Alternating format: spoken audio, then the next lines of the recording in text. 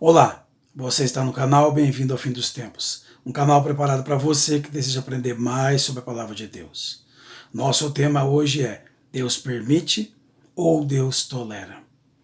Há um pensamento comum, da parte de muitos de que, como Deus muitas vezes, na palavra dele, ele permitiu, ou pelo menos tolerou ali, atitudes e atos de muitos dos seus servos e até do seu povo, que com isso Deus então ele esteja permitindo, ou seja, sancionando certas práticas, autorizando certas práticas.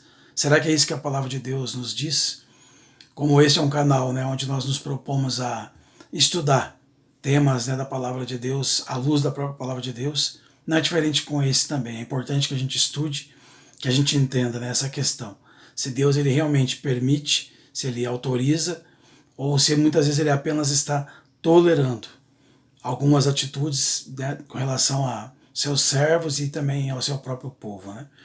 Nada melhor do que a gente ir para a palavra de Deus, e é com ele que a gente vai começar então o estudo desse vídeo de hoje. Então convido você a me acompanhar na leitura do livro de Eclesiastes. A gente vai ler aqui o capítulo 8 e o verso 11, onde aqui o sábio Salomão então ele vai falar sobre essa questão. Ele diz assim, Eclesiastes 8:11: visto como não se executa logo a sentença sobre a má obra, o coração dos filhos dos homens está inteiramente disposto a praticar o mal. Salomão que ele diz assim então, que por Deus muitas vezes na hora não dá ali, então uma consequência, ou um resultado para aquele ato, para aquela escolha. Então muitos eles são agora levados, tentados a praticar o mal, achando que não vai ter ali nenhuma consequência, nenhum problema.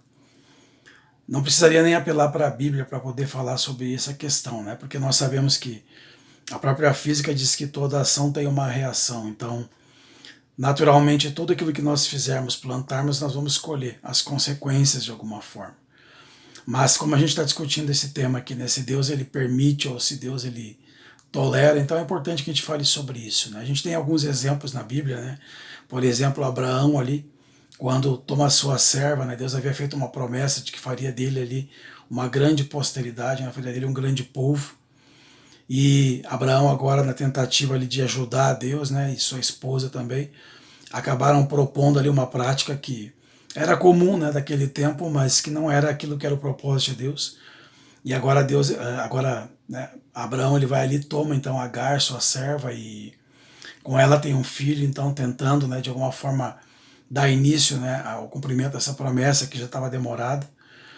E a gente vê ali as consequências depois disso, consequências que se arrastam, pelo tempo, pela história, E tudo isso por quê?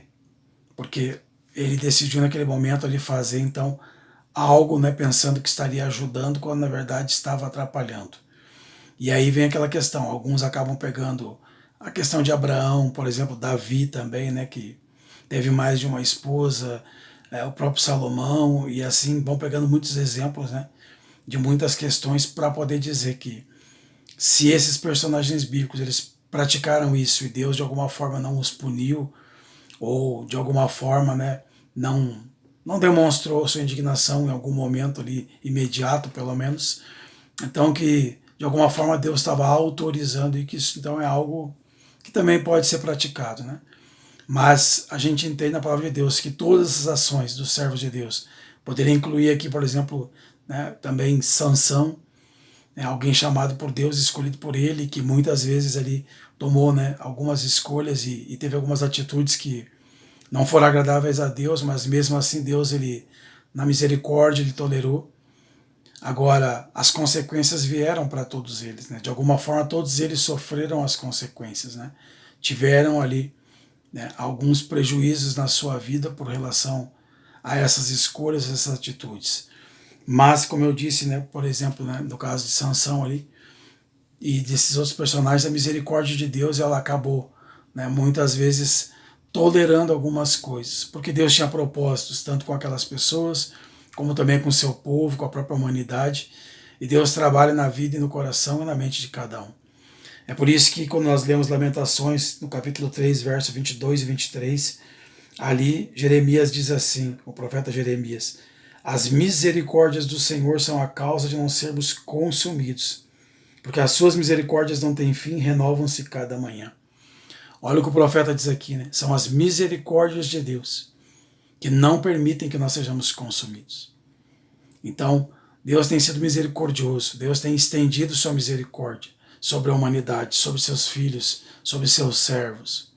Mas isso não significa que porque Deus tem misericórdia, porque muitas vezes ele acaba tolerando algumas coisas, dando uma oportunidade de mudança e transformação. Que Deus aceite tudo e que tudo seja autorizado por ele. Porque as consequências das escolhas vão vir. Então é importante que você pense nisso, que você reflita nisso. E que não se deixe levar por esse pensamento, de que porque Deus lá no passado, em alguns momentos, quem sabe, tolerou, e muitos interpretam isso como que Deus estava autorizando, que isso seja verdade, porque não é verdade. Deus tolerar não é o mesmo que Deus autorizar.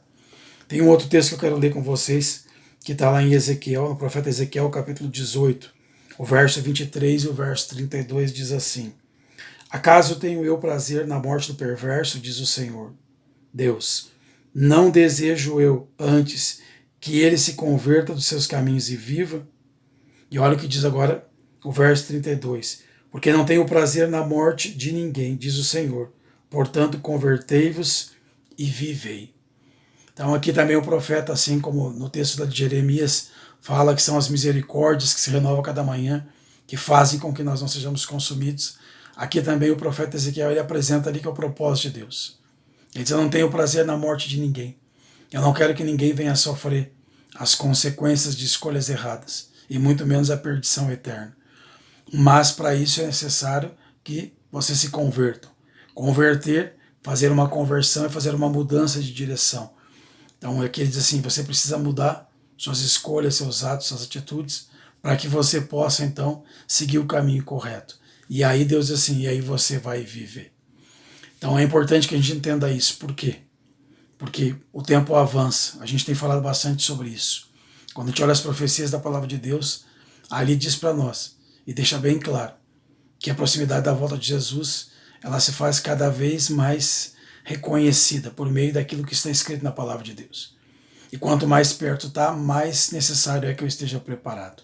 Mais importante que eu compreenda a palavra de Deus da forma correta. Mais importante é que a minha vida esteja alinhada com as coisas de Deus. Porque em breve ele vem. E como eu tenho dito sempre aqui, ele vem para buscar aqueles que estiverem preparados, aqueles que estudarem a sua palavra, que souberem reconhecer a sua volta, os sinais que apontam para isso, e que estejam preparados para habitar com ele no céu. Hoje é um tempo que Deus nos concede. Hoje Deus nos convida a estudar a sua palavra. Hoje Deus nos convida a buscar fazer a sua vontade, a nos preparar, para que quando ele venha, ele nos encontre então prontos para subir com ele para o céu. Se você deseja estudar mais a palavra de Deus, não perca essa oportunidade. Busque entender da forma correta, busque estudar cada vez mais, compreendendo aquilo que está escrito, para que você não seja enganado, como muitos que acabam muitas vezes se deixando levar então, por meio desses pensamentos, por meio dessas interpretações equivocadas da palavra de Deus. Mas aproveite, estude, cresça no conhecimento da palavra de Deus, e que quando Jesus voltar, ele possa te encontrar preparado para também subir com ele para o céu. Deus abençoe você ricamente.